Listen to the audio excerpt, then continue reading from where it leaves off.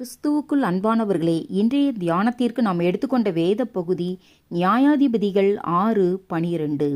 கர்த்தருடைய தூதனானவர் அவனுக்கு தரிசனமாகி, பராக்கிரமசாலியே, கர்த்தர் உன்னோடே இருக்கிறார் என்றார்.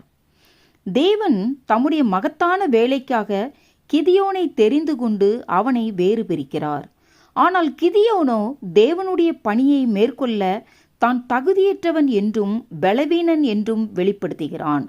ஆனால் தேவன் ஞானிகளை வெட்கப்படுத்தும்படி உலகத்தில் பைத்தியமானவைகளையும் பலம் உள்ளவைகளை வெட்கப்படுத்தும்படி உலகத்தில் பலவீனமானவைகளையும் உள்ளவைகளை அவமாக்கும்படி உலகத்தின் இழிவானவைகளையும் அற்பமாய் எண்ணப்பட்டவைகளையும் இல்லாதவைகளையும் தெரிந்து கொண்டார் என்று 1 கொரிந்தியர் 1:27-28 பார்க்கிறோம்.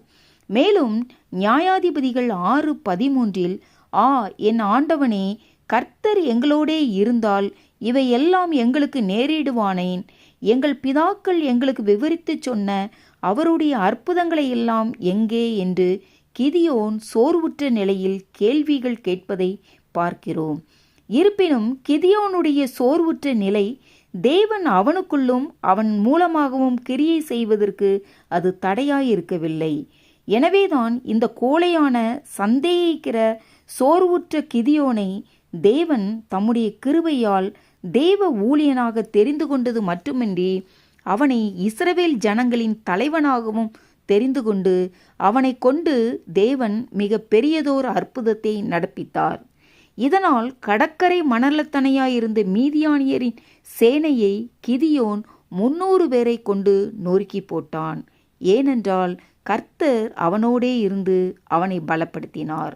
எனக்கு அன்பானவர்களே, நம்முடைய இக்கட்டான சூழ்நிலையில் நாமும் கூட கிதியோனைப் போல கவலையோடும் சந்தேகம் நிறைந்தவர்களாய் கேள்விகளை எழுப்பாமல், நம்மை தெரிந்து கொண்ட தேவன் நம்முடன் இருக்கிறார் என்பதையும் அவர் நமக்காக பெரிய திட்டங்களை வகுத்திருக்கிறார் என்பதையும் நம் மூலம் அவர் பெரிய காரியங்களை செய்யவும் போகிறார் என்பதையும் நாம் அறிந்து கொள்ளும்போது நமக்கு விரோதமாக யாரும் எழும்பி நம்மை ஜெயிக்க முடியாதவாறு மகிமையின் தேவன் தாமே நம்முடனே கூட இருந்து நம்மை பலத்தால் இடைக்கட்டி நமக்கு ஜெயத்தை தர வல்லவராயிருக்கிறார்.